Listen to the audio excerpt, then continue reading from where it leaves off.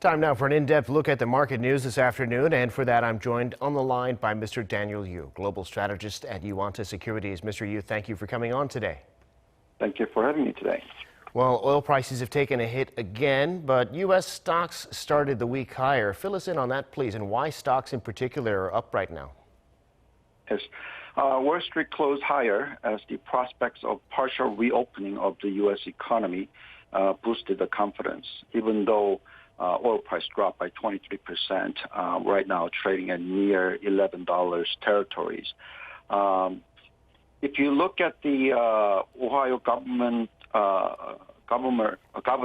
Mike DeWine's comment, he said that the consumer retail and service can start reopening on May 12th.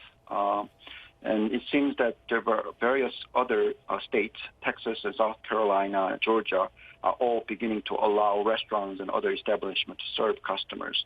So all being said, people are expecting and hoping that economic recovery might be coming in as hoped. Hopefully by summertime, quite a lot of reopening can actually happen. So therefore, quite a lot of stocks related to the resorts and cruise and various other type of industry that were hurt by the COVID-19 seems to gain share prices movement. If you look at Dow Jones, it jumped about 1.5%. S&P 500 also up 1.5%, and NASDAQ gained 1.1%. Well, Korean stocks were up and down today. In the end, though, the KOSPI was up 0.5%.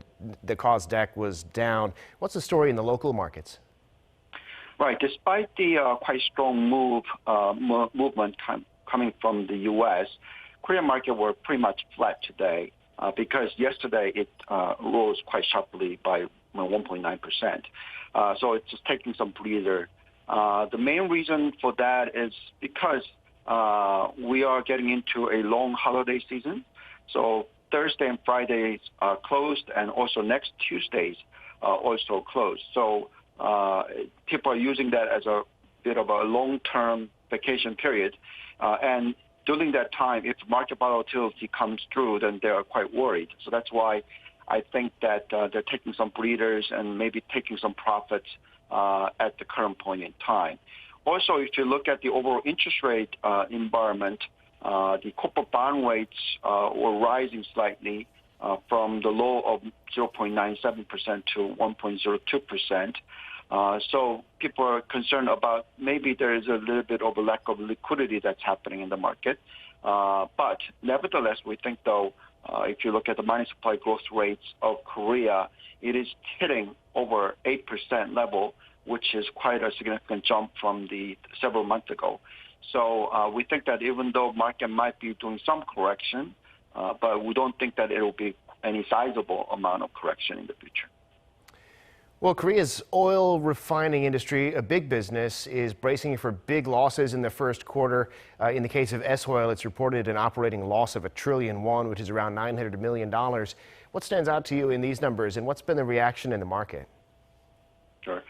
Interestingly, if you look at the S-Oil's share price movement, it bottomed at 48,551 a month ago. And now it is at 68,001, so which is quite a bit of a jump in terms of share price. Despite that, S-Oil reported $1 trillion operating losses, and also next quarter they're expecting about 400 billion losses. And the reason for that is very simple.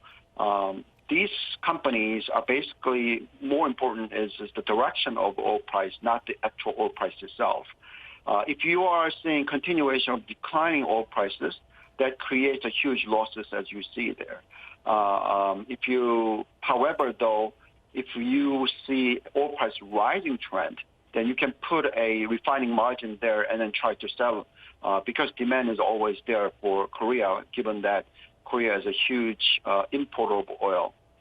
So therefore, these companies can be able to survive this kind of downturn in terms of the profits as long as oil price start to move upward trend. So we have seen negative oil prices. Now it's up to as high as $16 and came back down to $11. But nevertheless, it seems that we are seeing some stability in terms of oil price going forward. However, though, as the oil price remains to be low because of the usage, alternative energy usage are rising quite rapidly in terms of the economic structure. We think the overall demand for oil is not going to be as strong as before. However, though, you are seeing some usage of automobile rising quite rapidly after the post-COVID-19. If you look at the sales of automobile of China, it actually turned plus YOY numbers recently. So clearly it shows that the people actually start to use automobiles rather than public transportations, which could actually boost up the oil price in general. So all being said, we think that the level of impact in terms of the financial market volatilities, oil price seems to be not really having much impact. As you can see, the oil price are down more than 12% today in terms of the futures market. Actually now 20% down, but the futures of NASDAQ and S&Ps are all rising. So clearly, financial market is actually beyond this oil price volatility. Got it. All right, Mr. Yu, thanks so much for sharing your insights today. We appreciate it. Thank you very much.